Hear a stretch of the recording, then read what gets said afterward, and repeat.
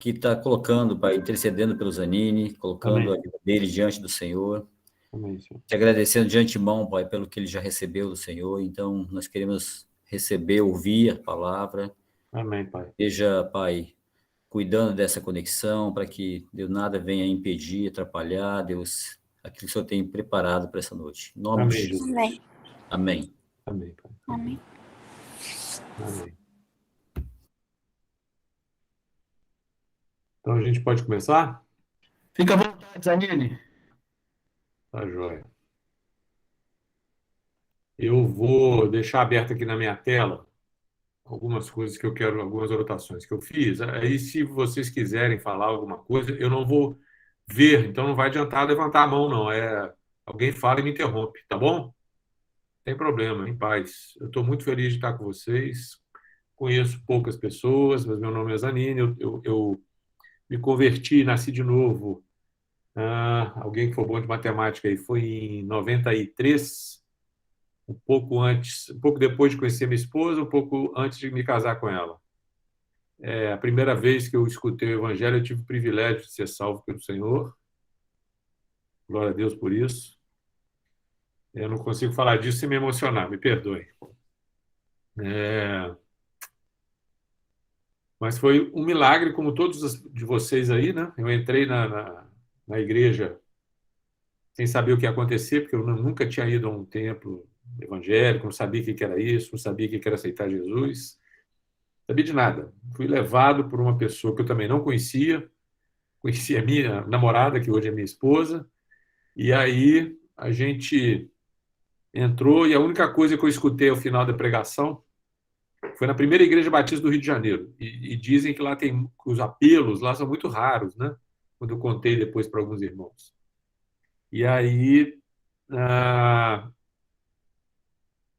única coisa que eu me lembro da pregação foi o seguinte, que o Senhor falava comigo: você é meu filho, foi o que eu entendi na época, né? Você é meu filho, tudo que você fez até hoje foi pecar contra mim, mas eu estou disposto a te receber se você se arrepender. Aí o irmão esse que me levou junto com a minha namorada, né? Me perguntou se eu queria ir à frente. Eu falei, não, a igreja era imensa, ninguém foi, mas eu queria, né? Aí eu fiquei naquela luta, escutando, é com você que eu estou falando, e repetindo isso, né? Eu estou disposto a te aceitar como filho, se você se arrepender. E eu sabia que era ir lá, no lugar que o pastor chamou, né? Pregação, não lembro nada, não tenho a menor ideia do que foi pregado, eu só me lembro disso mesmo. Aí ele perguntou para mim, né? Para mim aquilo passou uma hora, mas não foi não, foi alguns minutos, talvez segundos. Ele perguntou assim: se você quiser ir, eu vou com você. Aí não deixei nem terminar, né? Falei, então eu vou. E daí para frente, queridos, a única coisa que eu me lembro é a minha esposa, que foi criada no Evangelho, né, com os dois olhos desse tamanho, porque ela no final ela perguntou para mim: você tem ideia do que você fez? Eu falei para ela assim, na hora que a gente saiu: eu tenho plena consciência do que eu fiz. E então a minha vida, como a de vocês também, é prova de um milagre, né? Eu entrei e escutei uma palavra que mudou a minha natureza, mudou meu jeito de pensar, mudou minha caminhada, mudou meu rumo. Eu sabia exatamente o que eu estava fazendo. Na medida em que eu fui conhecendo a palavra e conhecendo a Jesus e tendo experiências com ele, eu fui vendo que tudo aquilo que aconteceu naquele dia, realmente eu tive plena convicção. E como que você tem plena convicção de alguma coisa que eu não lembro uma palavra que foi pregada? Eu não sei nem qual a passagem, eu não lembro de nada do que aconteceu. Apenas isso que eu falei para vocês. Bom, isso então aconteceu há um montão de anos atrás, eu sou ruim de matemática, mas foi em 93. Não preciso de matemática para ser médico, só se eu fosse anestesista, aí eu precisaria. Cirurgia plástica até preciso de régua, esquadro, mas eu já saí disso. Agora eu estou na medicina de família.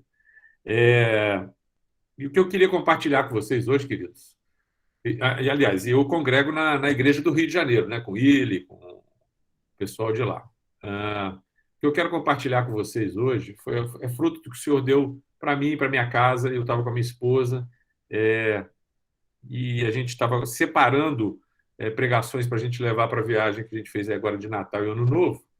E aí eu escutei uma frase, um versículo, Mateus 5:8, que diz assim: bem-aventurados os limpos de coração, porque verão a Deus.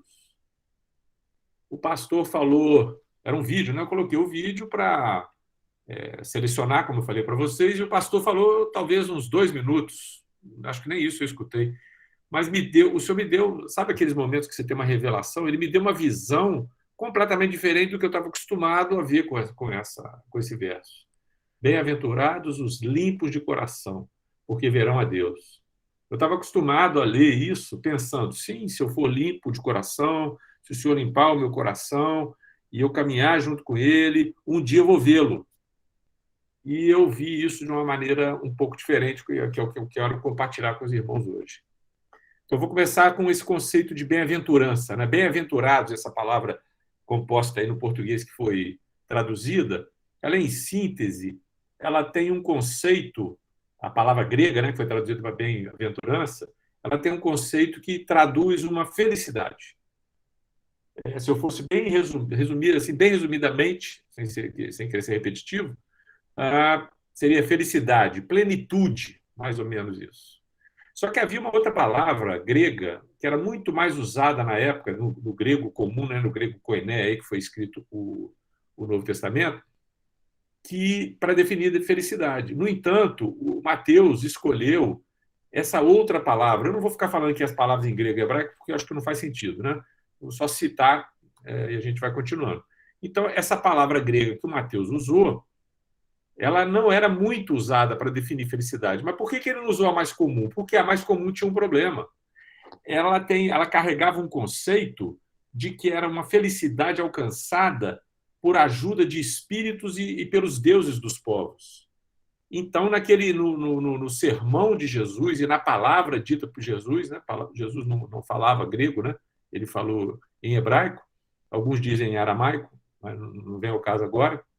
Ele não falava grego. Então, para traduzir para o grego, o evangelista escolheu essa palavra que não era mais comum, exatamente por esse motivo, para não ferir aquilo que o Messias estava passando para os homens, né? Passando para o povo dele. Então, ele preferiu usar essa palavra, que era menos comum, mas que expressava com mais exatidão o ensino do Messias. Mas o que isso quer dizer exatamente? O que quer dizer bem-aventurança? O conceito, gente, ele implica, você imagina uma caminhada, um caminho que você precisa trilhar. E esse caminho, para você chegar a um resultado, que é um lugar que você sabe para onde você está indo, é como se você tivesse uma bússola, eu sei para onde eu estou indo, eu não estou a esmo, eu estou indo para esse lugar. Vamos supor, eu estou saindo aqui de Colatina e estou indo para Itaguaçu. Eu sei qual é a estrada, eu estou indo por ela. Só que esse caminho, ele exige de mim, para chegar nesse lugar, perseverança. É como se fosse um lugar fechado, uma mata fechada, e aí eu vou andando pelo meio daquilo e com um facão e vou abrindo uma picada ali no meio para tentar vencer aquilo que está ali na minha frente para eu poder chegar naquele lugar. Então, esse é o conceito que essa palavra carrega, de uma felicidade que pode ser alcançada, uma plenitude que pode ser alcançada, mas que ela vai precisar de perseverança. Como alguém que anda assim no meio dessa mata fechada, lutando, desbravando, mas que finalmente ele vai chegar ao seu destino. Então, isso é importante a gente saber, que essa palavra ela carrega esse conceito. É um caminho de perseverança, mas com um resultado real e certo. Não há dúvida de que eu vou chegar. É isso que essa palavra fala para mim. Bem-aventurado, no grego, ela quer dizer isso. Olha, você vai ter esse caminho, mas você vai chegar lá. Então, aquele que chega, depois de passar por esse caminho, não é mais o mesmo que partiu. A pessoa que partiu e entrou nesse caminho de perseverança, bem-aventurados, limpos de coração, porque verão a Deus. O que entra nesse caminho para ver a Deus, ele começa de uma maneira, mas quando ele chega ao final, ele já se modificou e foi modificado ao longo do caminho, por conta de tudo que aconteceu por essa perseverança. Portanto, então, essa conhecida nossa, né, a bem-aventurança, ela não se trata de algo que eu recebo, como eu falei no início para vocês. Vai acontecer algo, eu vou caminhar com Cristo e lá na frente eu vou ver a Deus. É isso que quer dizer mesmo, que vai acontecer. Mas não é algo que eu recebo, que eu apenas recebo porque cumpri alguma coisa. Mas é algo que traz um comprometimento meu e uma participação minha, uma atitude minha, ativa, com relação a um alvo que eu estou buscando. Mas não é só isso. Tem a minha participação, mas tem a perseverança, que ela é sugerida nesse conceito e também exigida. Ou seja, não é uma estrada que está aberta, que eu saio andando por ela e não vai acontecer nada comigo, eu vou chegar lá. Não. Para eu alcançar isso, eu vou ter que passar por essa perseverança.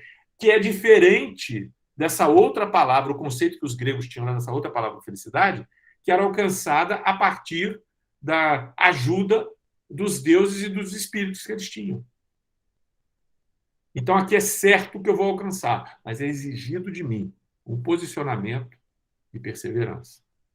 É certo que, ao fim dessa perseverança, eu vou receber aquilo que eu procurava, porque é um caminho de Deus. Quem estava falando era o Messias. Então, quando ele fala, bem-aventurado os limpos de coração, porque verão a Deus. O conceito da palavra bem-aventurança no grego, como eu disse, já define que é certo que vai chegar, senão teria que usar outro conceito. No entanto, como era o Messias falando, como era Jesus falando, e é uma palavra de Deus, é certo que os limpos de coração verão a Deus. Isso é tremendo.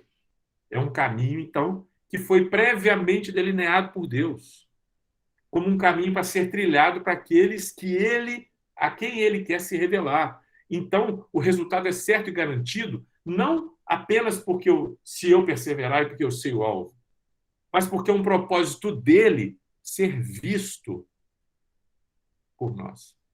Então, ele delineia um caminho que exige perseverança para que nós possamos alcançar vê-lo, mas porque isso é um propósito e é um objetivo dele. Então, isso coloca para a gente a certeza do que vai acontecer no final. Eu quero trazer esse peso e essa carga da certeza. É certo que, ao fim da perseverança, eu vou receber aquilo que eu procurava, porque é um caminho de Deus. Então, esse é o destino, esse daí é o sentido mais aproximado do que Jesus estava ensinando para o povo naquele momento. Só estou falando da palavra bem-aventurança. Para ser mais específico, Jesus não subiu aquele monte, gente. Talvez os irmãos aqui já saibam, se eu for redundante, vocês me perdoem, mas foi uma coisa que eu aprendi há algum tempo atrás com os judeus que creem em Jesus. Ele não subiu naquele monte porque ele estava passando por ali naquele momento, por uma força do destino, ou por uma livre iniciativa dele, acho que eu vou subir no monte e vou falar, ou por uma circunstância só momentânea das caminhadas dele ali pela Terra Santa. Não, não foi isso que aconteceu. Ao subir aquele monte, gente, ele revelava ao povo para o qual ele foi enviado, a sua identidade. Porque ao longo dos tempos, se a gente pegar desde Gênesis 3,15 até a vinda do Messias, até a plenitude dos tempos, as profecias messiânicas que falam do descendente da mulher, do prometido das nações, elas vão evoluindo e vão trazendo e vão construindo uma identidade. De repente fala que ele vai ter um elemento de realeza, fala que ele vai ser um profeta, fala que ele vai exercer um sacerdócio, enfim, tem várias nuances que vão criando a identidade dele. Então, quando ele subiu naquele monte, na verdade, ele estava se revelando em uma parte, em uma nuance, em um aspecto dessa identidade dele, para o povo que ele foi enviado, naquilo que ele era. Ou seja, era para mais uma vez se cumprir como estava escrito. Isso está N vezes no Evangelho de Mateus. Então, eu quero trazer aqui agora, gente, uma palavra que a gente vai ler de Deuteronômio 18. Deuteronômio 18, eu vou ler aqui de 14 até o 19. Deuteronômio 18, 14 a 19. Porque estas palavras que hás de possuir, ouvem os prognosticadores e os adivinhadores. Porém, a ti, Senhor, teu Deus, não... Desculpe, queridos, para que embolou aqui as letras. Porque estas nações que há de possuir, falando com Israel, as nações que vocês vão possuir, ouvem os prognosticadores e os adivinhadores. Porém, a ti, o Senhor teu Deus não permitiu tal coisa. O Senhor teu Deus te suscitará um profeta no meio de ti, de teus irmãos, semelhante a mim. É Moisés falando com o povo. A ele ouvirás. Eu quero repetir. A ele ouvirás. Vamos destacar essas palavras aqui. A ele ouvirás. Esse profeta no meio de ti, semelhante a mim, semelhante a Moisés. Segundo tudo o que pediste ao Senhor teu Deus em Horebe, quando reunido o povo. O povo, lembra, o povo em Horebe, no Sinai, foi reunido para receber a palavra de Deus. Quando Moisés desce, quando Moisés vai falar quando Deus desce, desculpa, e vai falar com o povo, ele faz uma manifestação tal que o povo teme e pede, não, nós queremos, você vai ouvir de Deus e vai trazer para a gente. Eles pediram um intercessor. E Deus, eu vou continuar lendo agora o que Deus falou a respeito disso. Então, a ele ouvirá, segundo tudo o que pediste o Senhor teu Deus em Horebe, quando reuniu do povo. O que o povo falou? Não ouvirei mais a voz do Senhor meu Deus, nem mais verei esse grande fogo para que não morra. Então o Senhor me disse, falaram bem aquilo que disseram. Falaram bem aquilo que disseram. Eles chamaram o Messias. Eles invocaram o Messias naquele momento, sem terem consciência. Aí Deus continua falando com eles. Suscitar-lhe-eis um profeta no meio de seus irmãos, semelhante a ti, falando de Moisés, em cuja boca porei as minhas palavras, e ele lhes falará tudo o que eu lhe ordenar. De todo aquele que não ouvir as minhas palavras que ele falar em meu nome, disso lhe pedirei contas. Alguém quer falar alguma coisa? Bom, então essas foram as palavras de Moisés falando do povo no Horebe. Tem um contraponto aqui, queridos, que muitas vezes ele é omitido pelas palavras que a gente incluiu nesse subtítulo. Se vocês virem aí, eu fiz de propósito. Eu peguei o último versículo de um subtítulo, de um subcapítulo, e falei depois o texto que eu queria. Os dois subtítulos são Contra os adivinhos e os feiticeiros, e o outro é A promessa do grande profeta. De maneira geral, o que fica aparecendo quando a gente lê? São duas coisas diferentes, ou dois assuntos desconectados, mas eles não são. Tem um contraponto aí que está na forma como as nações são guiadas, e como que elas eram guiadas? Ouvindo os prognosticadores e os adivinhadores. E a forma como o Eterno, como Deus, guiaria o seu povo. Ele promete falar com o seu povo. E isso exclusivamente através do seu Espírito. Quando Deus usou a mula para falar com Balaão, ele falou com um profeta pagão. Ele não falou com um profeta do povo dele. Era um profeta pagão, que residia em Baal-Peor. Baal-Peor quer dizer Senhor Peor. Era um deus pagão. O Senhor nunca falou com seus filhos através de um animal. Ele fala com seus filhos através do seu Espírito. E isso é muito importante para nós. Nós termos isso e entendermos isso. Porque aqui ele está prometendo falar com o seu povo através de um profeta. Então, esse contraponto ele deixa claro como que as nações se guiavam, como eu falei, e como o povo de Deus deveria se guiar. Então, as nações vão escutar os prognosticadores e os adivinhadores, mas isso eu não permiti para vocês. Por isso eu vou enviar um profeta. Eu envio o profeta para falar com vocês. Para o seu povo, então, ele não fala através desses prognosticadores e adivinhos. Adivinhos, queridos, falam de probabilidades. Falam de o que eles acham e entendem que pode acontecer. Agora, a profecia, ela anuncia uma verdade. O que de fato irá acontecer. Então, aí já tem uma diferença enorme entre o que ocorre com as nações e o que ocorre com o povo de Deus. E assim ele fala do seu profeta. Vamos botar um O aí, um O maiúsculo, o profeta, porque ele estava falando daquele que tem a identidade do Messias, né? Que é o descendente da mulher anunciado lá no Gênesis, anunciado lá no Éden, perdão. Então ele está falando do profeta, o qual todos os outros profetas, de alguma forma, prefiguraram. Depois ele fala a respeito do papel desse profeta, que seria semelhante a Moisés, e veja o detalhe que ele coloca, né, no último versículo assim, ó, da fala de Moisés. A ele ouvirá, segundo tudo o que pediste ao Senhor teu Deus, em Horebe, quando reunido o povo. Então, ele está falando do monte, Deus presente no monte, falando com o seu povo que foi reunido. Quando a gente pega o início do Sermão do Monte, que a gente conhece como Sermão do Monte, o primeiro versículo fala assim, vendo Jesus as multidões, subiu ao monte. Esse é o começo do sermão. Agora, quando você vai lá no último versículo, então o primeiro é Mateus 5:1. O último versículo é Mateus 5, 28 e 29. Fala assim, quando Jesus acabou de proferir essas palavras, ou seja, tudo aquilo que ele falou no capítulo 5, 6 e 7, que a gente conhece, repito, como Sermão do Monte, estavam as multidões maravilhadas da sua doutrina, porque ele as ensinava como quem tem autoridade, e não como os escribas. Agora, se você pegar o texto, tem um texto que fala da descida de Moisés lá desse monte, do Monte Laurel. Lembra quando o rosto dele resplandeceu? Eu peguei aqui um versículo que fala a respeito de como o povo olhou e o viu. É Êxodo 34:30. Fala assim, ó, olhando Arão e todos os filhos de Israel para Moisés, eis que resplandecia a pele do seu rosto e temeram chegar-se a ele. Temeram chegar-se a ele, ao Moisés. Além de temor, tem um elemento de medo também nessa palavra. Essa palavra traz mais conceitos na nossa língua. Causar espanto, ser tratado com admiração.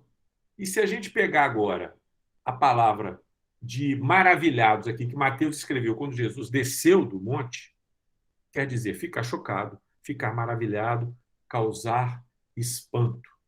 Então eu posso concluir que a fala de Mateus, ela faz menção da Escritura a respeito da revelação que Israel recebeu naquele dia. Ou seja, Deus falou com Israel, eu enviarei um profeta semelhante, que virá do meio de vocês, do meio dos irmãos, semelhante a Moisés. E ele vai falar com vocês. E vocês o ouvirão. E quem não o ouvir, eu vou cobrar. Uma grande certeza que a gente tem disso que eu estou falando, na cultura dos judeus lá seria midrash, isso que a gente acabou de fazer. Que é uma correlação de versículos para ele ter um entendimento. Você choca um com o outro e ele traz um entendimento para você.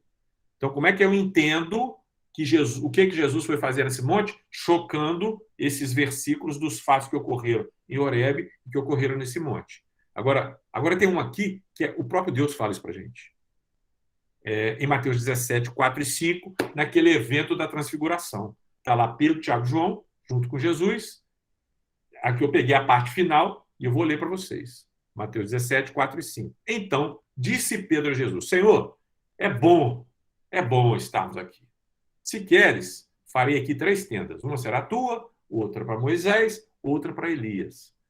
Falava ele ainda quando uma nuvem luminosa os envolveu. Isso também nos lembra o que aconteceu em Horebe.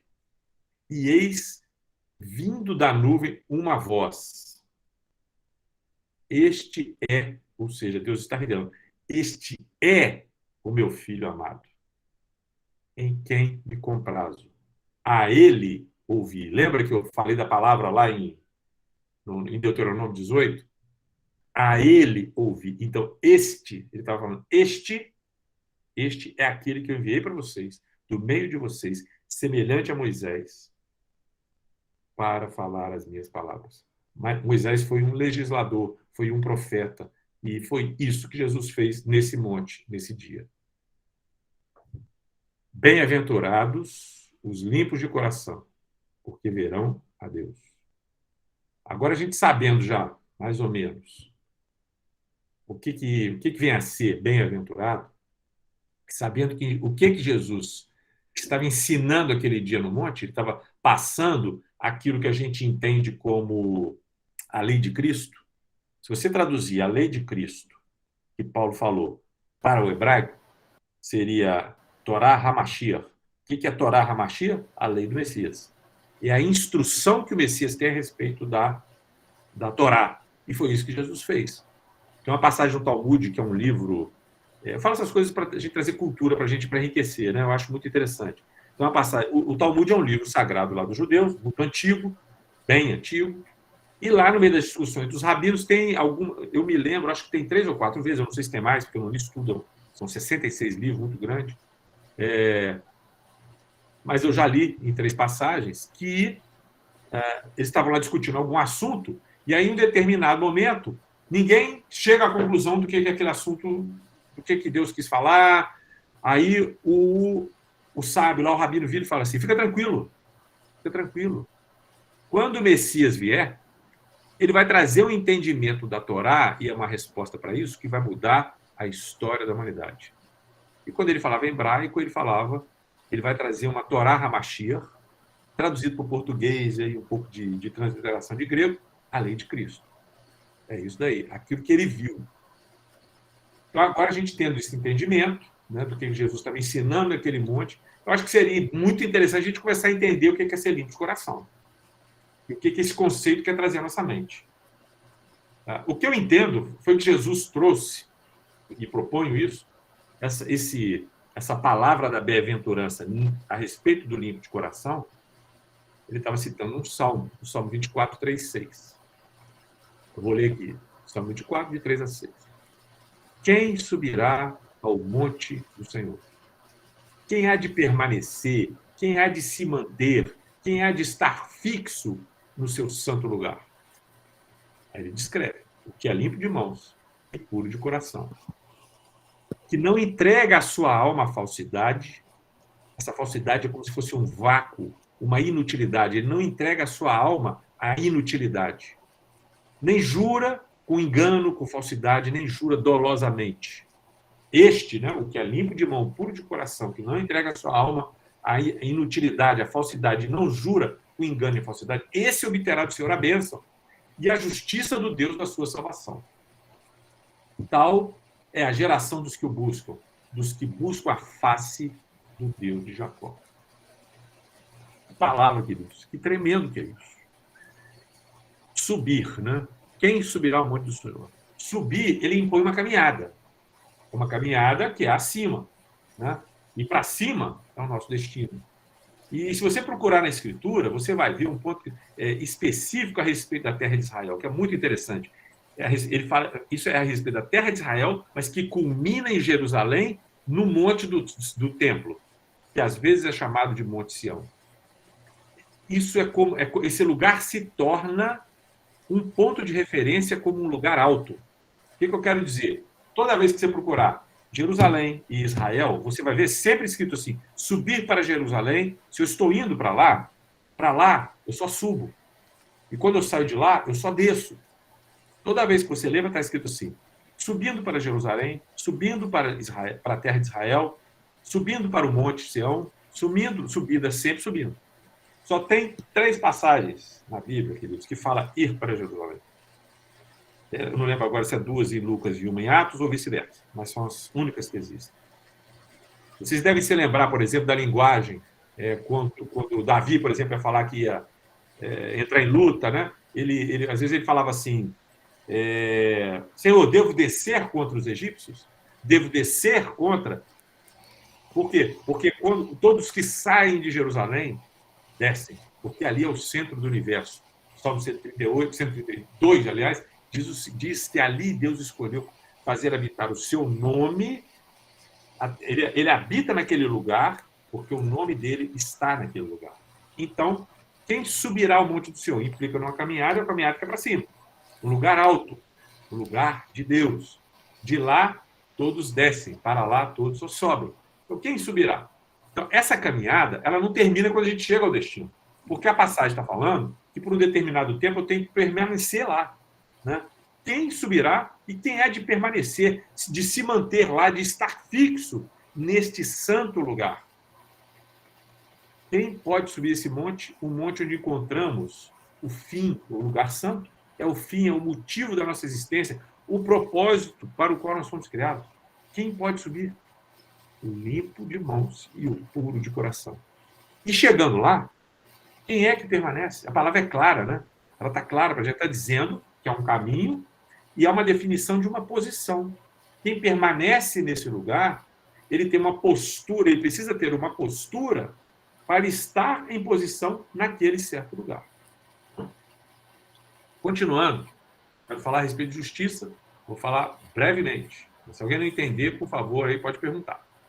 O conceito bíblico de justiça, Marcão sabe, Marquinhos? Fala aí.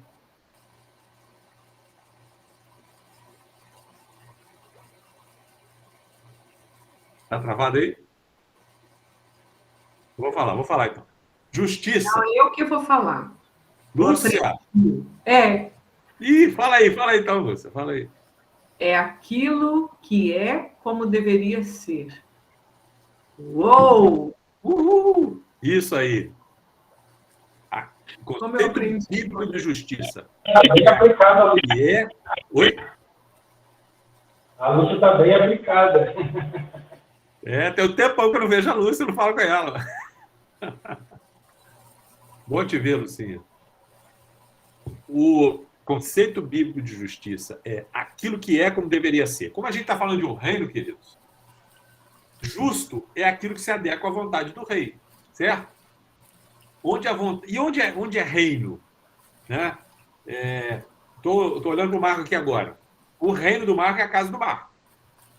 Da parede ou do muro da casa do Marco para fora, não é reino do Marco. Por quê? Porque daquela parede, daquela porta para dentro, ali reina. Ali, a vontade dele é que estabelece a ordem.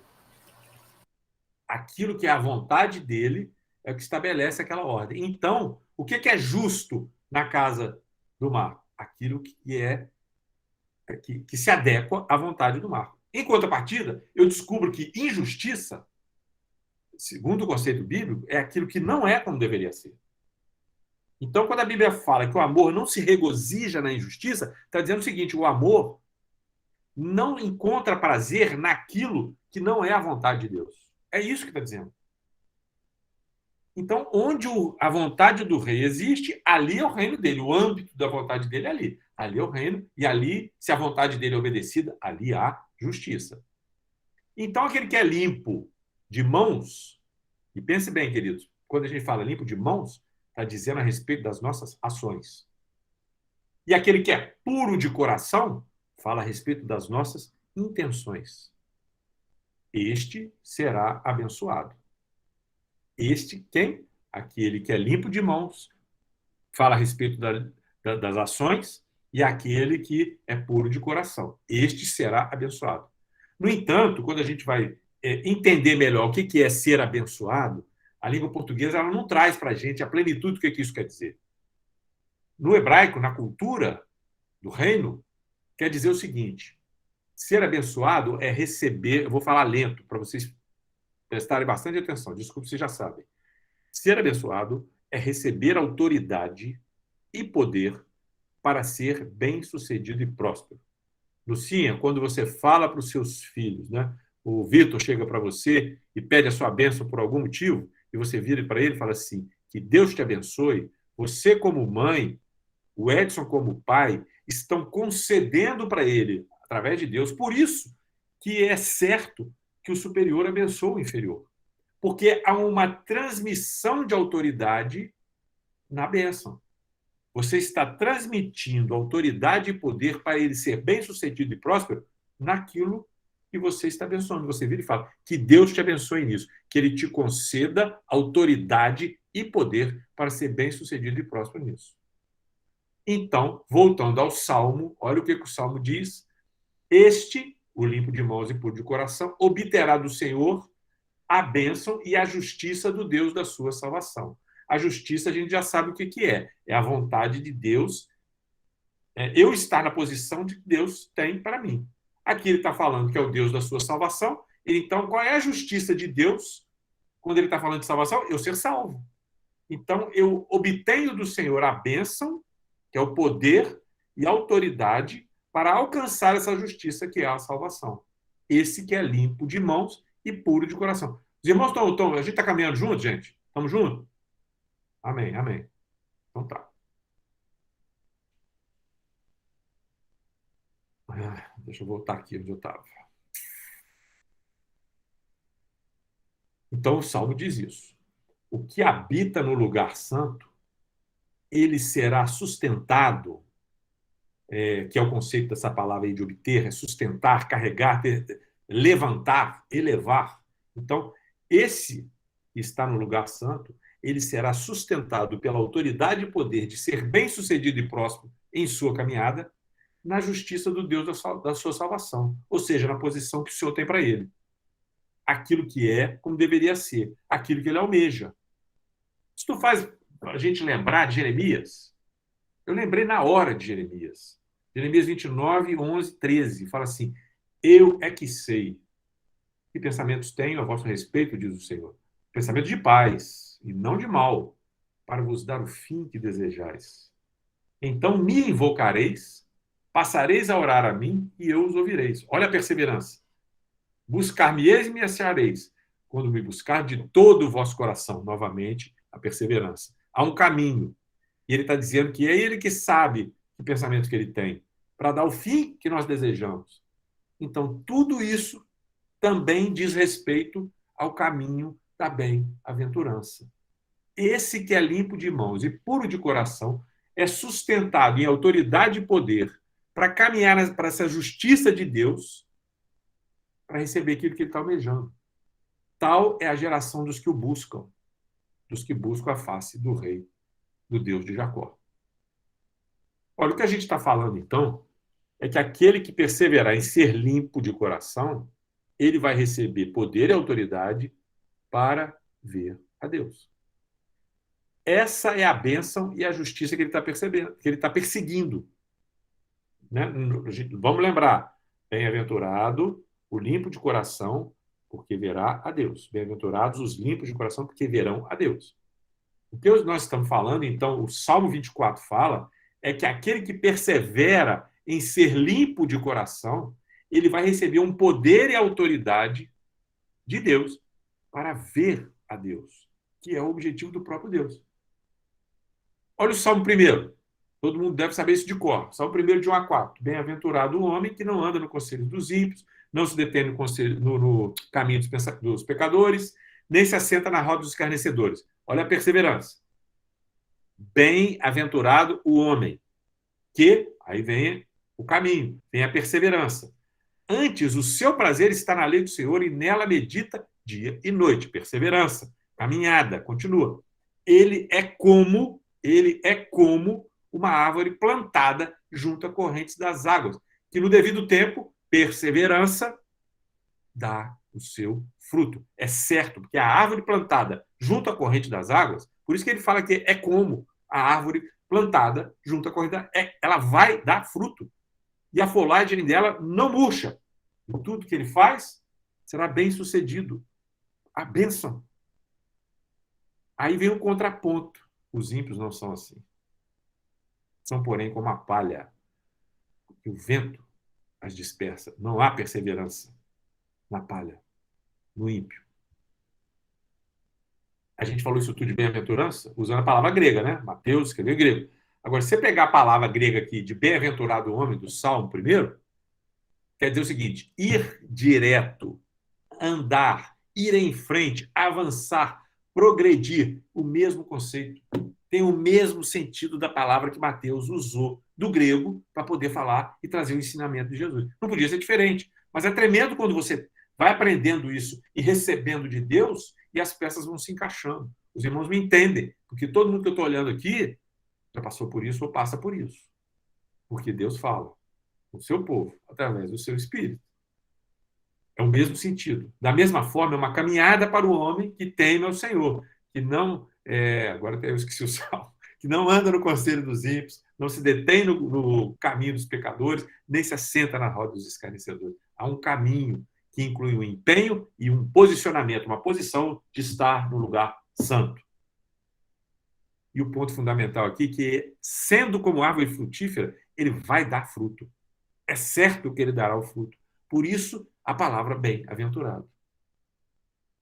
Queridos, é certo também que Deus disse alguma coisa a respeito da vida de cada um de vocês, de cada um de nós. É certo. E ele falou algo a respeito de todos os seus dias, de todos os meus dias. Teve um momento, se é que eu posso falar dessa forma, porque foi na eternidade, teve um momento em que ele parou tudo que ele estava fazendo. Os irmãos me entendem o que eu estou falando, né? Ele parou tudo que ele estava fazendo lá na eternidade, olhou para o Edson e falou todos os dias do Edson, antes que o primeiro deles tivesse terminado. Isso quer dizer o seguinte, que quando entrou o espermatozoide do pai do Edson no óvulo da mãe do Edson, na hora que entrou ali, Deus soprou vida. Eu quero vida. Acabou. E ele escreveu todos esses dias. E o que Deus escreveu a respeito dos nossos dias é a justiça dele para nós. Então, como eu expliquei para o meu filho Daniel, eu falei, Daniel, você não precisa escolher uma profissão. Você precisa ouvir a voz de Deus, do que ele tem preparado e do que ele tem de justiça para você a respeito da tua vida, porque ele já escreveu isso. Aí eu, como pai, que tem que ministrar para ele, andando pelo caminho, sentado e deitado, e comendo, e bebendo, e seja de tudo quanto é for. Eu preciso andar junto com o Daniel, não é para adivinhar o que Deus escreveu e colocou lá dentro do coração dele. É para conhecer e reconhecer a Deus na vida do Daniel. E aí eu posso ser instrumento de falar, filho, esse é o caminho, esse é o caminho. Mas Deus tem que falar com ele. E aí eu posso, como pai, trazer certeza e trazer sustentação para aquilo que ele está ouvindo de Deus. Ele precisa ouvir, ele não pode andar na minha fé. Qual é a justiça de Deus para a tua vida, querido? O que você deveria ser para entrar nessa justiça? O que o Senhor disse a respeito dos seus dias? Voltando, o Salmo diz, o que é limpo de mãos e puro de coração, que não entrega a sua alma à falsidade, à inutilidade, nem jura com falsidade, nem com engano, nem dolosamente. Esse é que habita no lugar santo. Então, eu entendo que o limpo, esse limpo, ele tem uma conotação de inocência.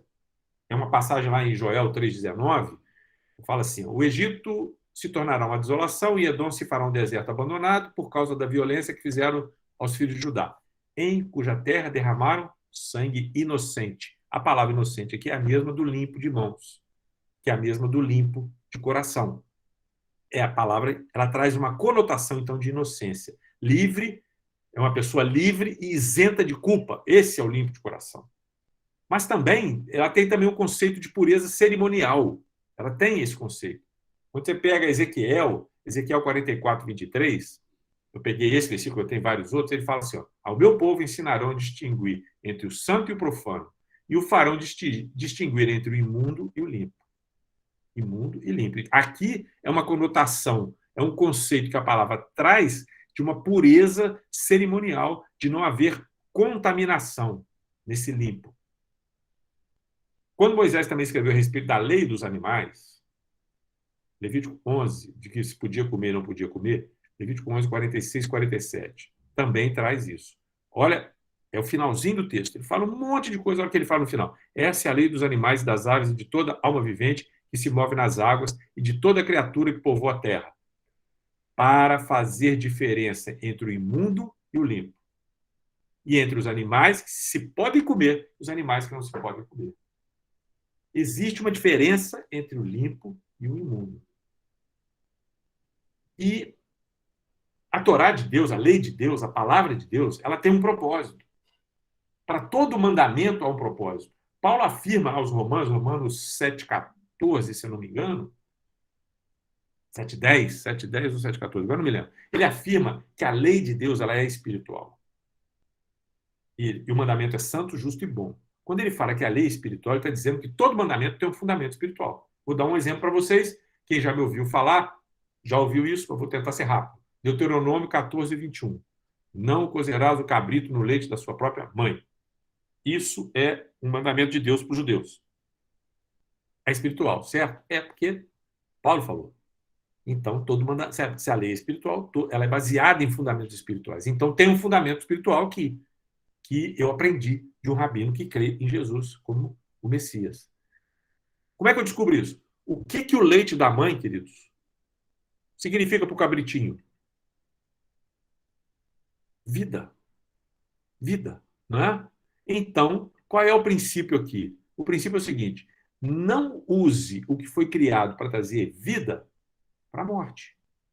Então, quando o judeu não cozinha o cabrito no leite da mãe, ele está dizendo aquilo que foi criado para trazer vida não pode ser usado para a morte. Isso é um testemunho da justiça de Deus. Ele pode até fazer isso por obediência sem saber o que é, mas quando ele obedece, ele produz esse testemunho na terra. E eu preciso entender isso. Peguei um outro versículo que tem vários princípios, mas no final quase todos a mesma coisa. Deuteronômio 22, 9 a 11. Não semearás a tua vinha com duas espécies de semente, para que não degenere o fruto da semente que semeaste e a messe da vinha. Não lavarás conjunta de boi e de jumento. Não te vestirás com estofo de lã e de linho. Qual é o princípio espiritual que tem nisso aqui? Eu vou começar com a lã e com vinho. A lã vem de quem? Vem do carneiro, do cordeiro, certo? Um animal. Ela vem de um produto. E o linho? É vegetal. Então, por que ele não deveria se vestir com estofo, com dois, com linho e com lã? Por causa da mistura. São duas naturezas diferentes. É o mesmo motivo que não se deveria arar com junta de boi e de jumento. Primeiro, que faz mal até para o animal, porque eles têm naturezas diferentes.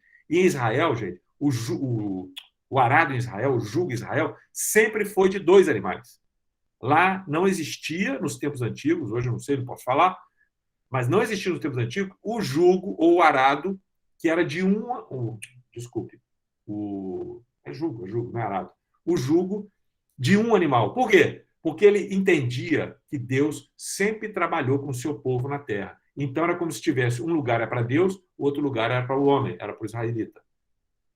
Por isso que eles trabalhavam com dois animais. Então, por que não pode botar junta de boi com burro? Por causa da natureza diferente. Se você bota os dois juntos, ocorre uma mistura, jugo desigual. Quando Paulo usa isso para falar a respeito do jugo desigual, ele está falando exatamente sobre isso, porque a mistura de situações, pessoas, animais, qualquer coisa da natureza que você usa de duas naturezas diferentes, elas se misturam, ela tira a identidade. Agora, bota isso no povo de Deus, junto com o mundo. O mundo vive em trevas, numa natureza carnal. Nós, pela graça de Jesus Cristo, fomos retirados desse mundo e temos uma natureza espiritual, duas naturezas diferentes. Como é que você bota essas duas misturadas? Só tem um jeito, porque quem é das trevas não vai para a luz. Para ir para a luz, ele precisa de um milagre. Ele precisa crer, ele precisa da ação do Espírito Santo. Agora, eu que estou na luz, eu posso, infelizmente, ir com os meus pezinhos para as trevas. Então, quando ocorre a mistura, ela tira a identidade. E a essência da identidade que vai embora é do povo de Deus. Não a outra. Foi por isso que em Babel, Deus fez o que fez. E também no dilúvio. O motivo foi o mesmo, mas não vamos entrar nesse mérito. Então, há uma diferença entre o limpo e o imundo. Assim como há uma diferença entre o que é santo, separado, e o que é profano. E é através das nossas vidas que essa diferença se faz presente na criação. Como? Através da obediência. Essa é a razão da obediência. Quando nós obedecemos a Deus em seus mandamentos, nós produzimos um testemunho na terra que produz essas diferenças. Por que eu não faço isso, ou eu não faço aquilo, ou eu ajo dessa forma? Porque o meu Deus quer. Então, isso me faz santo. Quando me faz santo, expõe o outro como profano. Quando eu considero isso como limpo, eu estou considerando o restante como imundo. E isso acontece desde que o mundo é mundo. Deus falou se você pegar Gênesis capítulo 7, Deus fala isso com Noé. Fala a respeito dos animais limpos e dos animais impuros. Então, esse conceito existia desde lá de trás, e nem Torá tinha. E Noé sabia qual eram os animais limpos, puros e os imundos. Porque ele pegou dos limpos, e por isso Deus deu mais pares de animais limpos, para poder ter o sacrifício. Porque Noé não podia oferecer, os homens não poderiam oferecer animais imundos para ele, para fazer a diferença, para ensinar. Levítico fala sobre isso, quando fala dos sacerdotes, não sei se você se lembra, ele fala, você não pode beber vinho nem bebida forte quando você entrar na tenda da congregação. Por quê? Porque senão você vai morrer. Porque você precisa fazer a diferença. Se ele bebe do lado de fora e bebe do lado de dentro, não tem diferença. Então, quando eu estou aqui, isso aqui é a mesma coisa que lá fora. Para fazer a diferença entre o que é santo e o que é profano, entre o que é imundo e o que é limpo. E ele ainda fala lá em Levítico, que é para ensinar os filhos de Israel os estatutos para que eles pudessem obedecer e estabelecer essa diferença. Então, qual é o objetivo de Jesus nesse ensino que nós conhecemos agora, que nós chamamos de as bem-aventuranças? Neste caso que nós pegamos, nesse versículo que nós pegamos, ver a Deus. O prêmio final do caminho é vermos a Deus. Esse é o alvo. E toda a necessidade que nós temos para obter esse objetivo de ver a Deus é termos o nosso coração limpo. Há necessidade de sermos limpos. Mas como é que é isso? Como é que temos o coração limpo? Provérbio 20 fala assim, 29. versículo 9. Quem pode dizer, purifiquei meu coração e limpo estou do meu pecado? Nenhum homem pode dizer isso. Jesus ensinando aos seus discípulos, num longo discurso que houve lá no dia da ceia, no Evangelho de João, gente, começa em João 13 e vai até João 17. Tudo aquilo ali está ocorrendo nesse mesmo momento. Lá em João 13, ele está começando a falar a respeito de lavar os discípulos, e de repente ele vira e fala assim, ó, no versículo 10 e 11. Quem já se banhou não necessita lavar, senão os pés. Quanto aos mais, falando, está tudo limpo. Ora, vós estáis limpo, mas não todos. Pois ele sabia quem era o traidor. Foi por isso que disse, nem todos estáis limpos. Então, ele estabeleceu uma diferença. Olha, tem alguém aqui que não está limpo. E a gente sabe quem é. E por que ele não estava limpo? Porque o coração dele estava errado. Jurava dolosamente, as ações estavam erradas, as intenções estavam erradas. Mais à frente um pouquinho, em João 15, ele fala assim, eu sou a videira verdadeira e meu pai é o agricultor. Todo ramo que estando em mim não der fruto, ele corta. E todo que dá fruto, limpa. Por que ele limpa? Para dar mais fruto. Aí ele fala para os discípulos, vós já estáis limpos pela palavra que vos tenho falado. Então, eu deduzo que a palavra, ela pode me limpar. Mas como que a palavra de Deus me limpa? Quando eu recebo a palavra, entendo o que Deus quis. Alguém levantou a mão aqui? Agora que eu vi. Arthur, você levantou a mão? Quer falar? Não, tá, foi sem querer. Como que eu sou limpo pela palavra? Quando eu recebo uma palavra, por exemplo, estou numa posição de injustiça, ou seja, não estou naquilo que Deus esperava, naquilo que Deus queria para mim, não estou vivendo como eu deveria ser. Aí a Lúcia traz uma palavra para mim, leva na minha casa e eu aceito aquela palavra. E aí o que eu faço? Eu mudo de conduta. Eu estou sendo limpo. Agora, se eu me regozijo numa posição de injustiça que eu estava, que a Lúcia viu e que o Espírito Santo a guiou para trazer, se eu me regozijo na injustiça e rejeito, falo, não quero isso, Lúcia, você está errada, eu me justifico todo, acabou a conversa, eu rejeitei essa palavra, eu permaneço sujo, eu permaneço imundo. A palavra, ela tem o poder de nos limpar quando nós cremos e obedecemos nela. Há uma ação nossa, mas é a palavra que faz isso. Salmo 73, com efeito, Deus é bom para com Israel, para com os de coração limpo. Deus é bom para com os de coração limpo. Ele é bom como? Se faz ver, ele se mostra, nós podemos vê-lo. Davi falou no Salmo 51, purifica-me com o hisopo e ficarei limpo, lava-me e ficarei mais alvo que a neve. O Espírito de Deus pode fazer isso quando ele traz para mim revelação e entendimento e eu me movo em perseverança, como a história da bem-aventurança que eu falei, eu me movo em perseverança e aí eu mudo e sou limpo por Deus. Não é uma coisa minha própria. Tem que ocorrer pelo poder do Espírito de Deus. Não é com qualquer homem que isso acontece. Davi está afirmando aqui que ele receberia cura pelo agir do Espírito de Deus limpando ele. Os irmãos se lembram do leproso? Né? Teve um leproso que encontrou com Jesus, pediu para ele, aí ele falou assim, mestre, se o senhor quiser, eu serei limpo. Aí ele virou e falou assim, quero, fica limpo. E a palavra diz que no mesmo instante que Jesus falou isso, desapareceu a lepra e ele ficou limpo. Vocês sabiam que essa foi a primeira vez na história de Israel, eu não sabia, aprendi outro dia, primeira vez na história de Israel que um leproso foi curado? Por isso, a cura de um leproso era um sinal entre os judeus para o Messias, era um sinal messiânico. Então, o que a gente entende é que o que foi escrito lá em Levítico, quando você tiver lepra e for curado, você vai procurar o sacerdote, blá, blá, por causa de Jesus, queridos.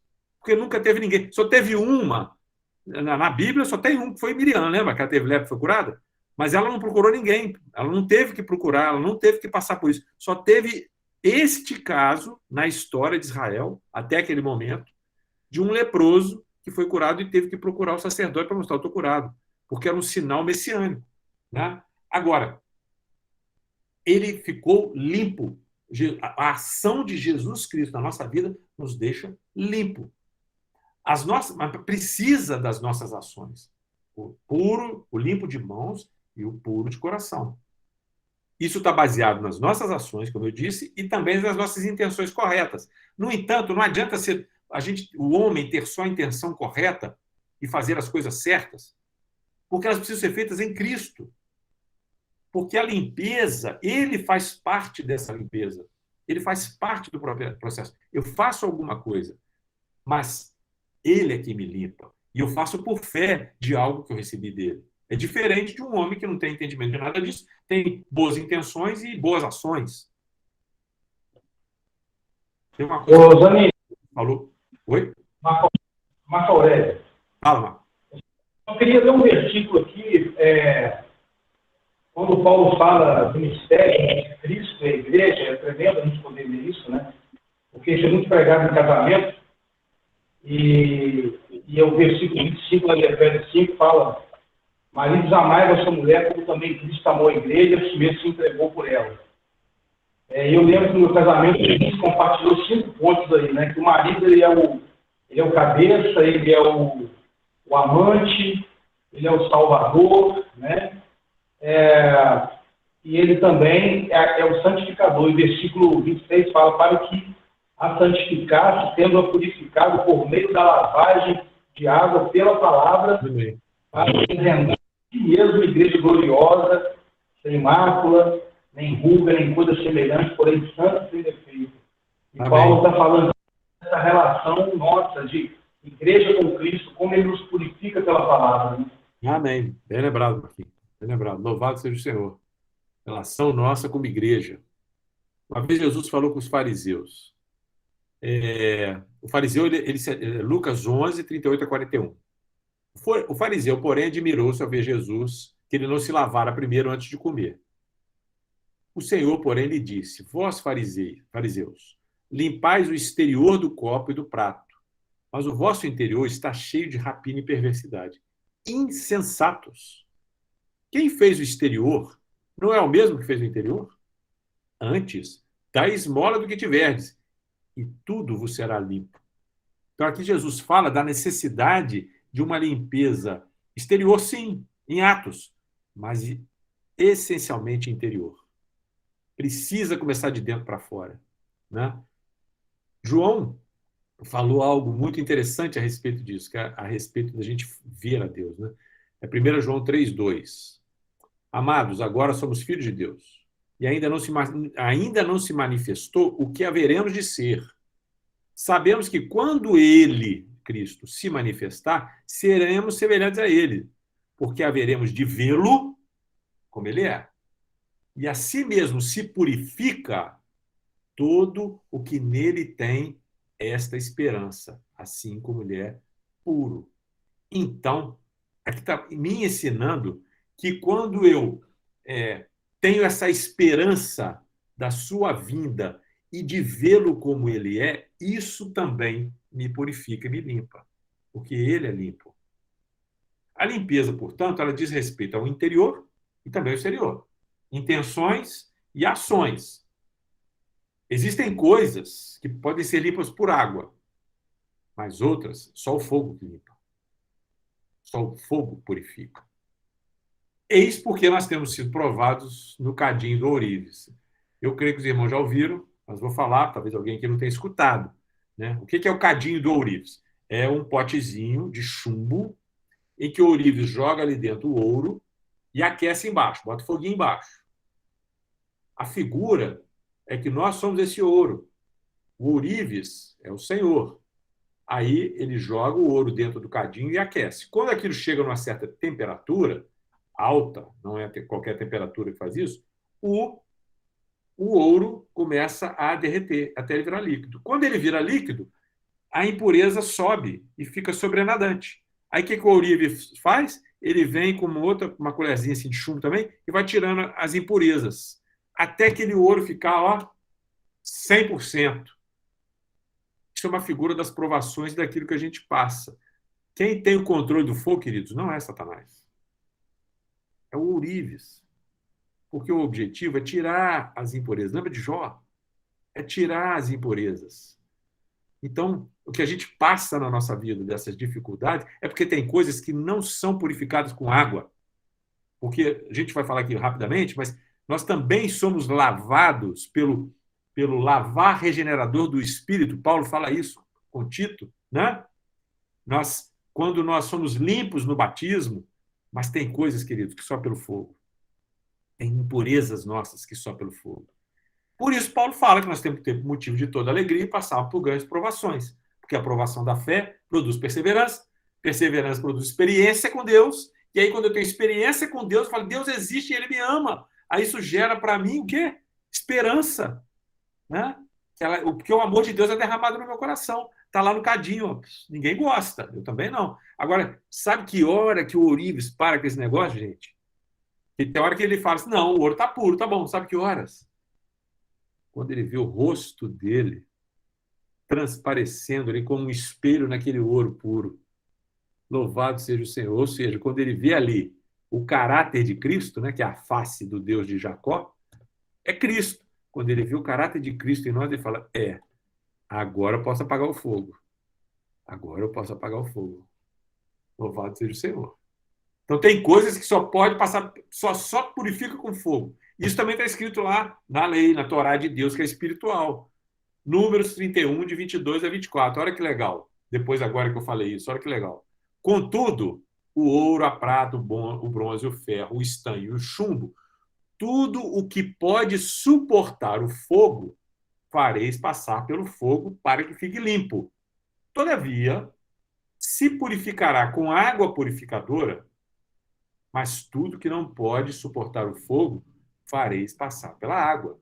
Também lavareis as vossas vestes ao 7º dia, para que fiqueis limpos, por dentro e por fora, e depois entrareis no arraial. Então, tem coisas que só podem ser limpas, purificadas pelo fogo.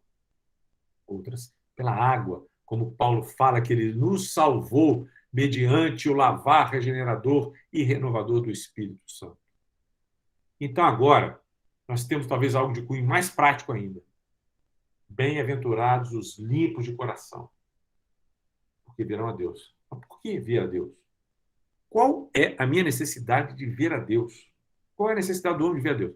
Para responder isso daí, a gente podia ficar aqui várias noites, infindáveis noites. E por quê? Porque só um relance, queridos. A Luciana, a esposa do Willi, fala muito isso com a gente. Só um relance do olhar do Senhor. Deus, se eu conseguir ver Deus de soslaio, soslaio é aquele negócio que você vê assim meio... Lá em Minas fala assim de desguei, sabe? Meio de oblíquo. Não é desguei, Marquinhos? Meio desguei assim, ó, meio de lado. Só um olhar meio de lado, meio oblíquo do Senhor é capaz de transformar a nossa vida para toda a eternidade. Então, ver a Deus é uma necessidade do homem. Ainda que seja meio de curva, meio de sombra, muda, tem o poder de mudar toda a nossa vida.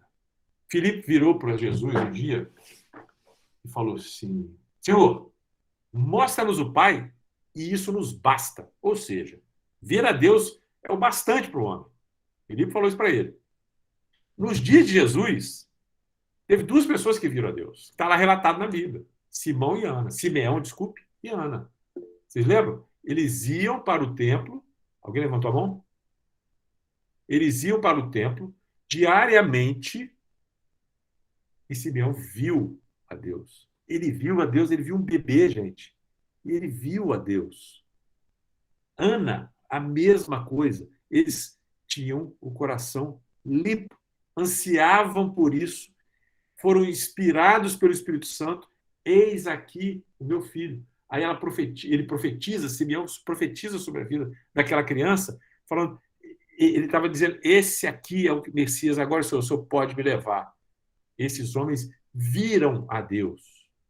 Viram a Deus. Tem um provérbio que eu falo e repito muito. Provérbio 3, 6 e 7. Os magos do Oriente. Em todos os seus... Oi? Os magos do Oriente também. Amém. Amém. 2 anos e meio já. É verdade, bem lembrado. Bem lembrado, bem lembrado. Eles viram a Deus e reconheceram, tanto é que levaram os presentes. Amém. Glória a Deus. Vou botar aqui, vou acrescentar, Marquinhos. Então, não foram só 2, 5. Provérbio 3, 6 e 7. Eu falo muito esse verso, queridos. Falo muito dos meus filhos. Reconhece-o em todos os seus caminhos e ele endireitará as suas veredas. Não seja sábio aos teus próprios olhos. Teme ao Senhor. Aparta-te do mal e será isso saúde para o teu corpo e refrigério para os teus ossos. Você vê que tem uma correlação aqui. Reconhece a Deus em todos os seus caminhos e ele endireitará as suas veredas. Não seja sábio aos seus próprios olhos.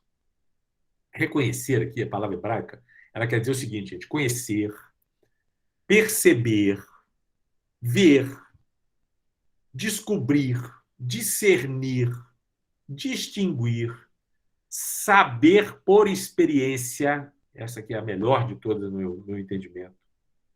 Reconhece em todos os seus caminhos.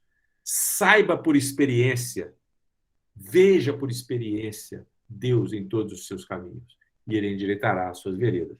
Admita, compreenda, considere. E outro sentido é, esteja familiarizado com Deus em todos os seus caminhos e ele endireitará as suas veredas. Então, eu estou vendo pela passagem que tem um elemento aqui que é de relacionamento. Saber por experiência é pegar.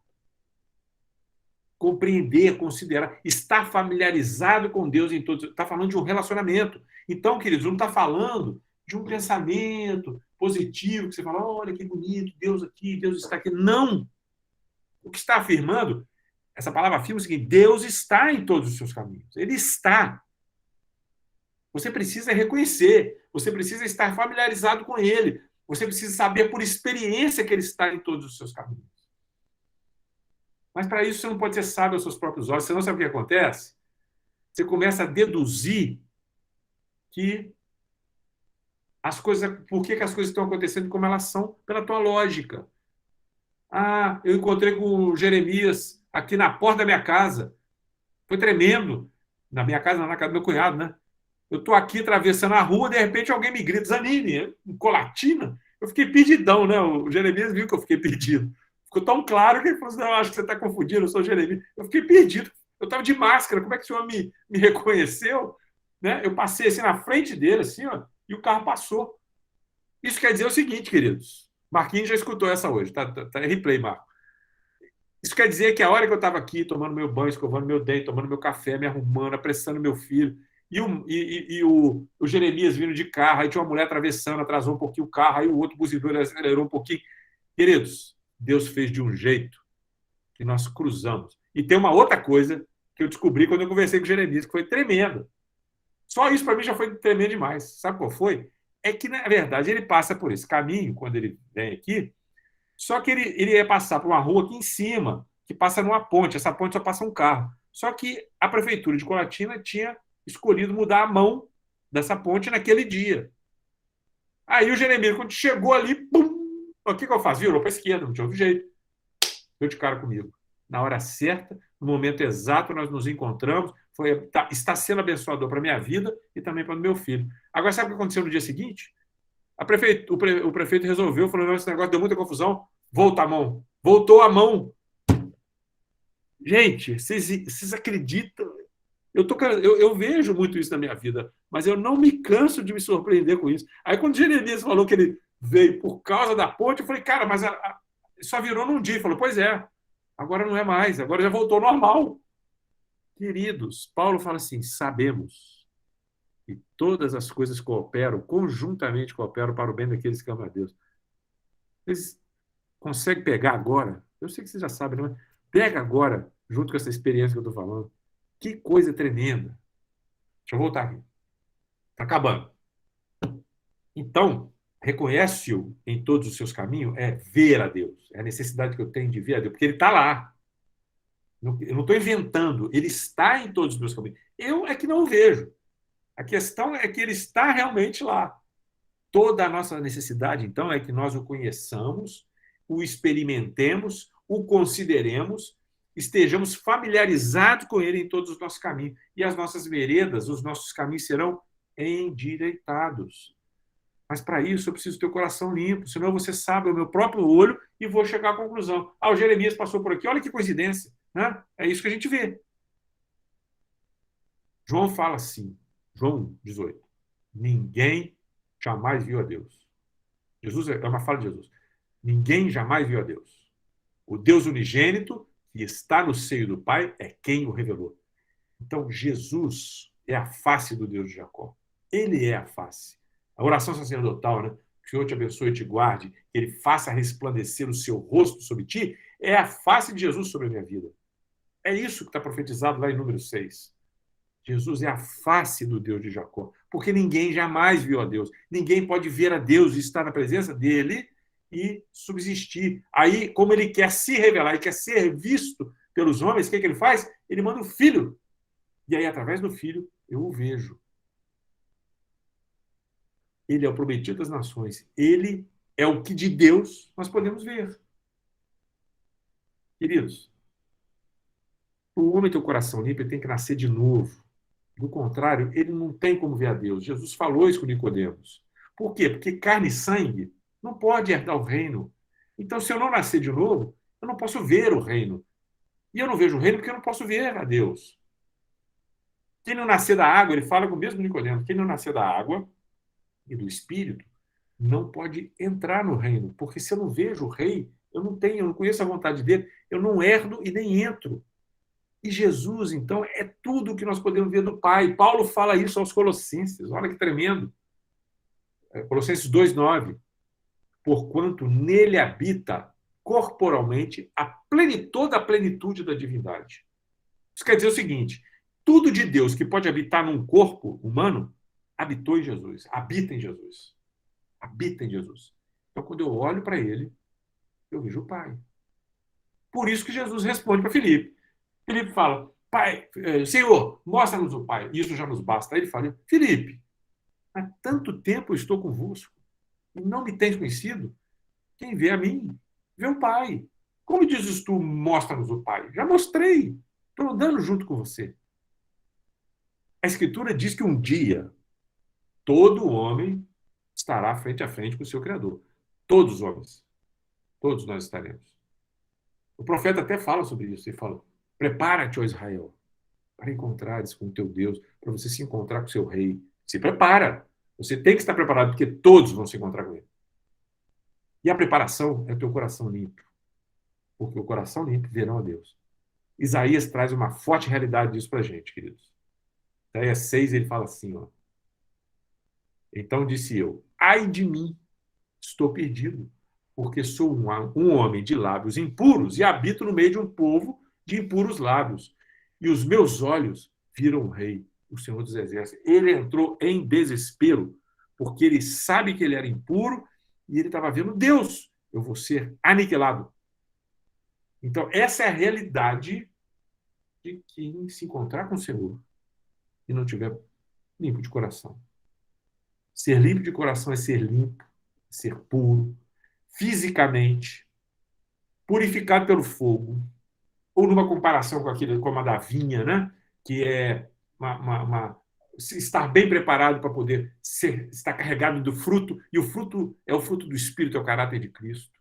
Mas também é limpo aquele que não faz uso de algo que é proibido, que não se torna impuro, aquele que pode estar na presença de Deus através do sangue de Cristo, aquele que é livre de desejo corrupto, que é livre de pecado, que é livre de culpa, que é livre da acusação, que é livre de qualquer mistura daquilo que é falso, porque o limpo é genuíno, o limpo é sincero.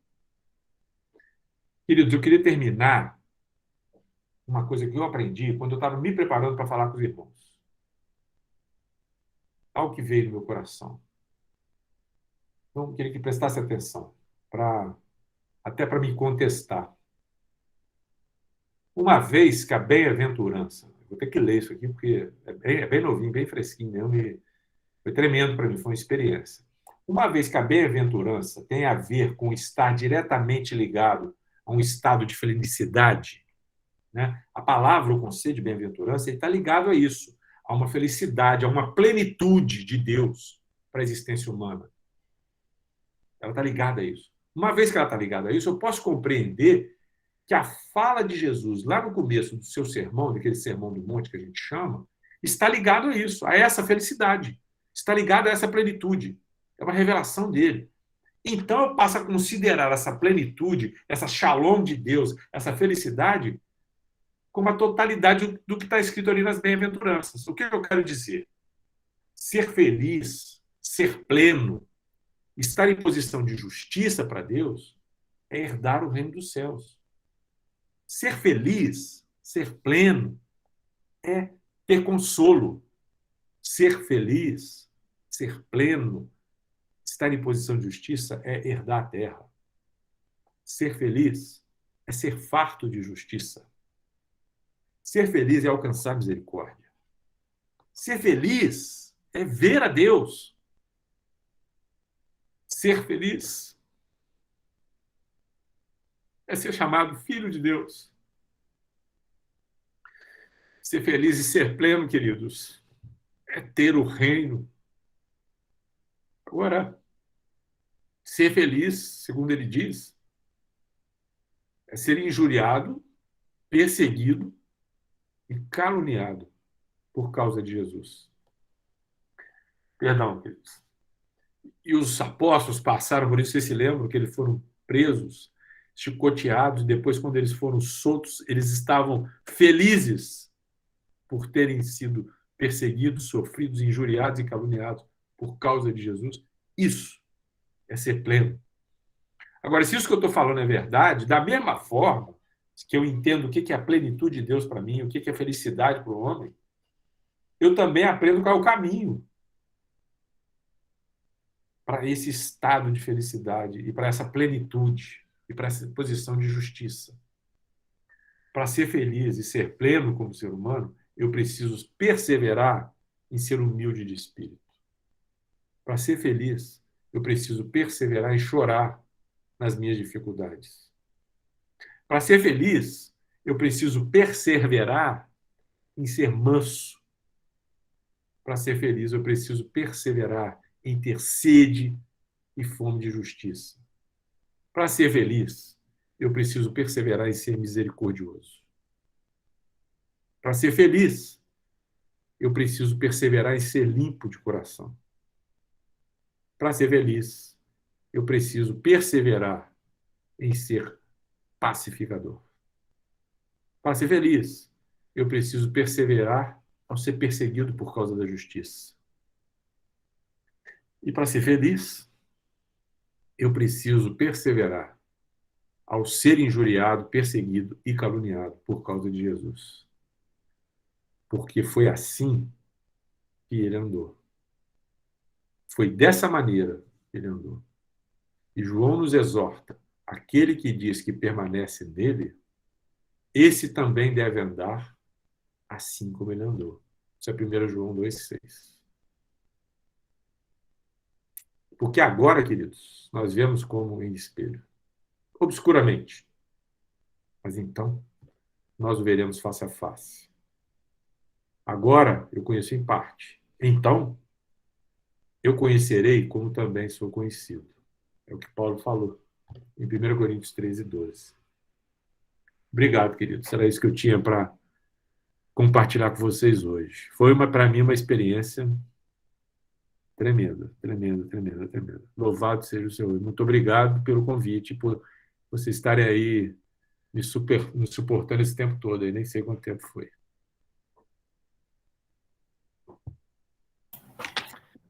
Glória a Deus, Aline. Nós que agradecemos você, rapaz. Glória a Deus. Eu quero só falar dessa experiência aí, que também para mim foi uma experiência tremenda. Aquele dia lá que eu encontrei, já estava marcado, né? Estava marcado. Marcado. Então, A gente que não sabia, né? E realmente eu não queria passar por lá. Eu queria passar pelo caminho que eu sempre passei. Mas tinha uma viatura e tinha a placa lá, né? Não, proibido. Eu falei, vou ter que curvar aqui. E quando eu curvei, alguns metros depois eu encontro o Zanini. Assim, e eu vinha no caminho, saí de Itaguaçu, pensando no Zanini, porque o Zanini tinha falado que talvez não conseguiria nos entregar a palavra hoje. Eu vim orando e pensando, né, porque a situação do filho dele também, né, se ajeitar aí, e falei, eu tenho que ligar para o Zanini, né, quando eu chegar em Colatina, quando eu achar um local para parar. E Deus me leva direto no Zanini. Então, assim, Meu Deus. realmente é maravilhoso. O Senhor é maravilhoso. O Senhor faz, né? E eu não quis, eu não estava querendo passar por ali. Quando eu cheguei e vi aquela placa, eu fiquei até meio assim aborrecido. Falei, tem que dar uma volta agora. Então, assim, realmente a gente precisa depender do Senhor, precisa a cada Tremendo, minuto, né? tremendo. Glória a Deus. Obrigado, Zanini. Algum irmão quiser falar aí, fica à vontade. Nós temos aí bastante tempo aí. Amém. Eu preciso de falar, né? Assim, eu não teria como não falar, porque obrigado, Janine, pela palavra, glória a Deus. Mas quero só voltar um pouquinho ontem, né? Essa situação aí da foto, porque eu compartilhei isso lá no grupo caseiro, né? Fala que foto é, Marco. Fala que foto é, Marco. Eu vou falar. Tá. A gente estava no grupo caseiro e recebemos algumas visitas e o Senhor, assim, nos levou a compartilhar sobre a experiência de Maria e de José, dos magos e de Herodes, né? A maneira como o anjo ele anuncia para cada um a suficiência de Cristo, como Cristo ele é suficiente para cada necessidade. Como diz lá, eu irei, achei, né? Eu sou o que sou, na verdade eu serei o que serei, né? E como que Maria ela foi suprida, como que José foi suprido, como que os reis magos foram supridos, e como que foi mal mensagem para o Herodes. O anúncio do nascimento do Messias. E naquele momento eu lembrei o que tinha acontecido durante o dia, quando Jeremias mandou a foto, né? Dele com o Zanini, tomando café. E eu sabia que o Zanini estava com o filho dele aí no Espírito Santo. E a minha mente, rapidamente, ela fez uma conta. E a gente é assim, né? Minha mente fez uma conta. A conta que minha mente fez o Zanini mandou uma mensagem no Carlos, perguntando qual é o contato mais próximo. Isso acontece direto no nosso grupo de presbíteros. Qual é o contato mais próximo que se tem aí nessa região? E então, o Zanini ligou para o Jeremias se prontificou e o encontro foi marcado, né? Eu lembro daquilo que Maria falou para o anjo, né? Ela fala para o anjo assim, como isso vai acontecer? Eu não tenho relação com homem algum. E a gente ouvir tudo isso que você compartilhou, Zanini, é muito maravilhoso, né? Porque a gente vê Deus em tudo, né? A gente vê o Cristo em tudo. Você falou do Cristo em tudo, né? A gente precisa ver esse Cristo em tudo. Para mim, depois, quando você manda a foto lá no grupo nosso, e contando a experiência em detalhes, como você gosta, caiu tudo. Todo o meu castelo de cartas caiu. Quando o Jeremias mandou para mim. O Jeremias falou assim, olha aqui quem está comigo aqui, né? Então eu fico pensando assim, como que Deus é maravilhoso, como Ele é tremendo, né? Como é importante a gente considerar mesmo o Senhor na nossa vida, assim, o tempo todo, uma vez que nós nascemos de novo, para Ele ouvir, né? E eu lembrei aqui também um outro versículo, né, que fala, 2 Coríntios 3, né, 18, para todos nós, com o rosto desvendado, contemplando como por espelho a glória do Senhor, nós somos transformados de glória em glória. Amém. Na sua própria imagem, como pelo Senhor Espírito. E obrigado aí por você ter me alertado quanto à questão da mula, porque a gente nos arcão no nosso meio, né? Que se a gente não ouve o irmão, a mula vai falar com a gente. Na verdade, Deus não quer usar a mula para falar com a gente, né?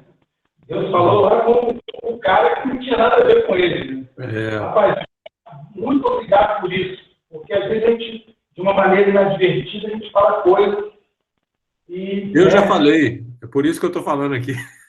Quando eu aprendi com o senhor, acho que ele puxou a minha orelha, entendeu? A gente fala isso com os discípulos, né? E o tio Adé está falando de algum irmão, uma conversa, eu vou falar com ele. Olha a mula falando.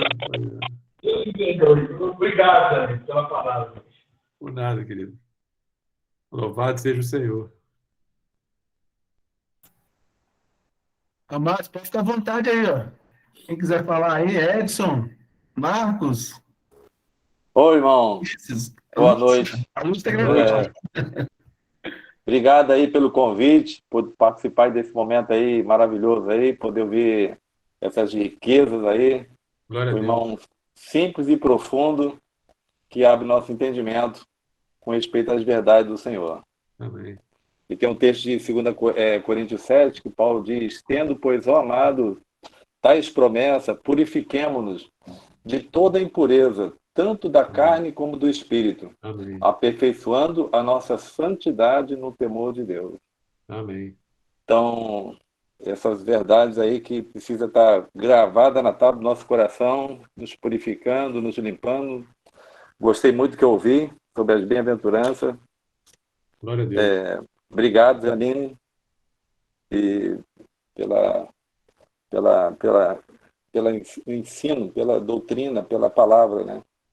Paulo também fala em Colossenses 3, e eu creio que temos que guardar isso no coração da gente. Ele diz: portanto, se fostes ressuscitados juntamente com Cristo, buscar as coisas lá do alto, onde Cristo vive assentado à direita de Deus. Pensai nas coisas lá do alto e não nas que são aqui da terra. Por quê?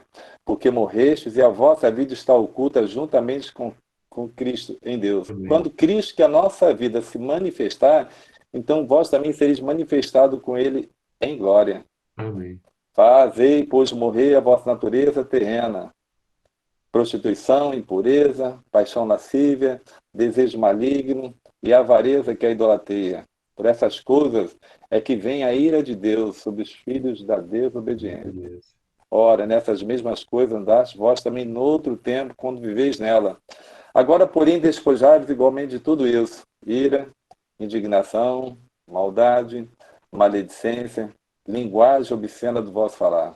Não mentais uns aos outros, uma vez que vos despistes do velho homem com seus efeitos, e vos revestistes do novo homem que se refaz para o pleno conhecimento segundo a imagem daquele que o criou, onde não pode haver grego, nem judeu, nem circuncisão, nem circuncisão, bárbaro, cita, escravo, livre, porém Cristo é tudo em todos. Amém. Revestivos como eleito de Deus, revestivos, amados, como eleito de Deus, santos e amados, de ternos afeto, de misericórdias, de bondade, de humildade, de mansidão, de longanimidade. Amém. Suportando-vos uns aos outros, perdoai-vos mutuamente. Caso alguém tenha motivo de queixa contra outrem, assim como o Senhor vos perdoou, assim também perdoai vós. Acima de tudo isso, porém, esteja o amor, que é o vínculo da perfeição, e seja a paz de Cristo apto em vossos corações, e qual também foste chamado em um só corpo, e seja agradecido. Habite ricamente em vós a palavra de Cristo. Instruí-vos e aconselhai-vos mutuamente em toda sabedoria, louvando a Deus com salmos, hinos e cânticos espirituais, com gratidão em vossos corações. E tudo que fizerdes, seja em palavra, seja em ação, fazei em nome do Senhor Jesus Cristo, dando por ele graças a Deus Pai. Que todas essas palavras que recebemos, esses ensinamentos, que fique bem gravado e que essas palavras estejam nos purificando, nos limpando, né? Nosso espírito também precisa, né? As intenções, para que, como ele falou, muito joia, de dentro para fora, né? Que essa obra que somente o Espírito Santo pode fazer dentro de nós. Amém. E gostei muito do testemunho dos irmãos, ele me edificou muito, é essa vida que temos que viver. O Espírito Santo nos conduz em tudo, né? Nós dependemos do Espírito Santo. Muito obrigado, Zanini. Te ouvir aí, a Glória a primeira Deus. vez que eu estou te ouvindo assim, muito edificado, muito abençoado. Glória a Deus. Glória a Deus. O Senhor é bom. Obrigado. Amém. É sempre um prazer muito grande te ouvir, te ver, a gente sempre aprende muito, né? Mas queria ressaltar uma coisa assim que o Senhor ficou aqui confirmando no meu coração, que é a importância de nós aprendermos a não olhar as circunstâncias, né? Amém. Nós não temos que olhar circunstâncias, nós temos que olhar para o autor e consumador da nossa fé. O trabalho do Senhor em nós, ele é uma coisa incessante. E nós perdemos muito tempo quando nós olhamos uns para os outros, ou então para aquilo que está acontecendo conosco.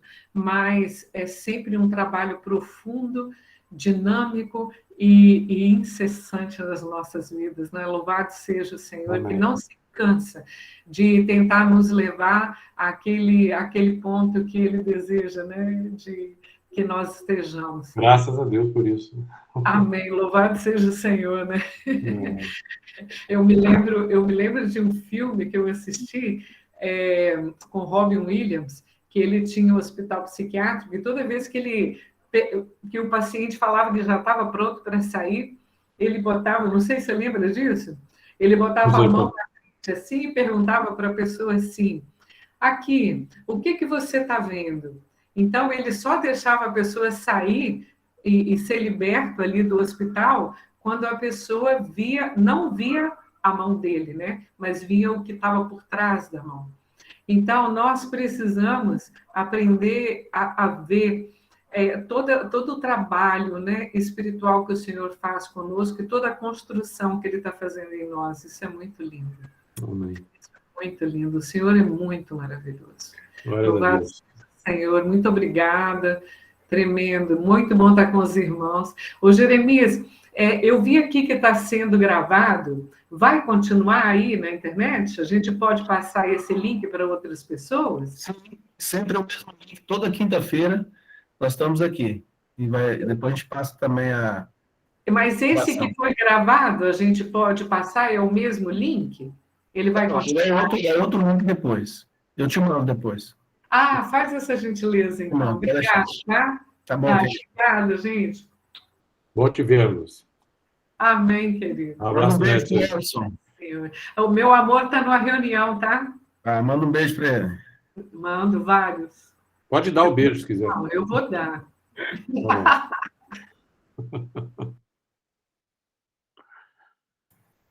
Amém, amados? Mais alguém quer falar alguma coisa? Estamos aí. Pode falar, Boa Danilo. noite, irmãos. Muito bom ouvir o irmão aí, né? Assim, falando de lavar, de purificar. E o Senhor tem falado com todos, né? Confirmado essa lavagem, essa purificação, né? E eu queria só compartilhar com os irmãos um texto de Malaquias 3. Assim, o Senhor tem falado muito comigo também, através da lavagem e da purificação, né? Que diz assim, do 1 até o 3, que diz assim: eis que eu envio o meu anjo que preparará o caminho diante de mim. E de repente virá ao seu templo o Senhor, a quem vós buscais, o anjo do concerto, a quem vós desejais. Eis que vem, diz o Senhor dos Exércitos. Mas quem suportará o dia da sua vinda? E quem subsistirá quando ele aparecer? Porque ele será como o fogo do ourives e como o sabão do lavandeiro. E assentar-se-á, afinando e purificando a prata, e purificará os filhos de Levi, e os afinará como o ouro e como a prata. Então ao Senhor trarão ofertas em justiça. Assim, é tremenda a palavra que o irmão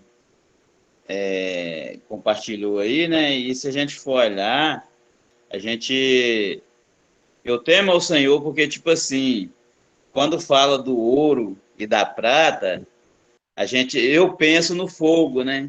Porque o ouro, para tirar o bom, igual o irmão falou, você leva ele ao fogo. E é o que nós precisamos, né? Ser levado ao fogo para tirar as impurezas e lavando, e tirando aquele bom e separando o ruim. E geralmente, eu penso nesse fogo.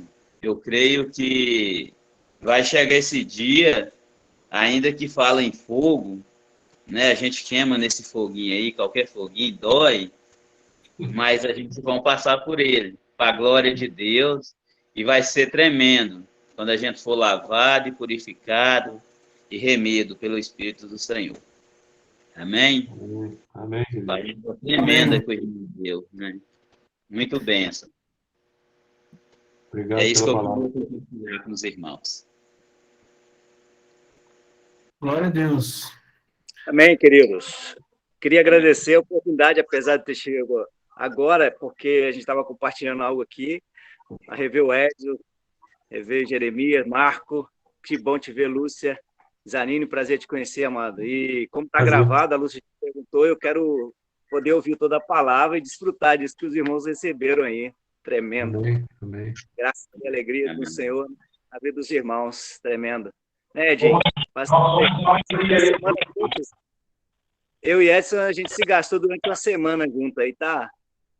Bom demais. Você é de onde, Marco? Eu sou de Santo Antônio de Pádua. Ah, Aqui lembra de Jesus de Nazaré, Paulo de Tarso, Marquinhos de Pádua. Falou, é fácil de achar. Temos vivido um tempo gracioso de Deus nesse lugar, rapaz. Deus tem trazido aqueles que Ele tem chamado, sabe? amém. Tem ver aquilo que Ele tem acrescentado a nós. De Glória a 9 Deus. da manhã às 4 da tarde tem gente morrendo aqui sendo batizado, sabe? Negócio assim de Deus. Tremendo. Louvado seja o Senhor. Amém. Prazer te ver também, Marquinhos. Só deixar aqui registrado que nós somos a maioria nesse momento, tá? 3 Marcos aí. Ó, vou falar uma coisa, ainda bem que o nome é único. A íris dos olhos, as digitais do dedo são únicas. De 7 bilhões só tem um igual eu e outro igual você. Amém. Que bom, porque eu não ia aguentar 2 Marco Aurélio, não. Ô, Marquinhos, vou pedir você, então, para orar aí, agradecendo a Deus esse tempo maravilhoso, e vamos encerrar aqui. E, mais uma vez, Zanini, obrigado. Que bom que nós vamos estar juntos mais um pouco esse final de semana. Amém. Amanhã eu falo contigo. Tá joia? Ora aí, Marquinhos. Aleluia. Pai Glória a bendito, Deus. essa oportunidade, Senhor, de poder nos rever, apesar da distância, Amém. a saber que o Espírito nos toca dessa forma e a distância, Amém. Senhor, tu és único. Não há Deus como tu, não tem para quem podemos ir. E somos Sim, gratos Senhor. porque a tua verdade tem entrado em nós, tem nos transformado o dia, tem nos lavado, nos Louvado limpado. seja o seu nome. O caráter que é teu em nós. Somos gratos, Senhor. Bendito pela vida dos meus irmãos, por aquilo que eles puderam receber. Eu quero crer que é algo que também vou poder receber quando puder rever esse Amém. vídeo. Saber Amém, que o Senhor nos movimenta e nos leva e nos conduz. Tu és o nosso mestre. De Aleluia. bem, Amém. nosso coração se alegra em Ti, Senhor, porque Tu Amém. sustenta a nossa vida. Sabemos que todos os dias, ao sentar à nossa mesa, aquilo que temos no nosso prato é o Senhor que nos dá, a cada Deus. dia. Te somos Sim, gratos Senhor. pelo hoje. Somos gratos porque o Senhor nos concede essa oportunidade. Amém. E te glorificamos, Senhor, porque Tu és o Senhor da nossa vida. Nos chamou para ser e queremos, Senhor, viver dessa forma. Amém. Dependentes do Senhor,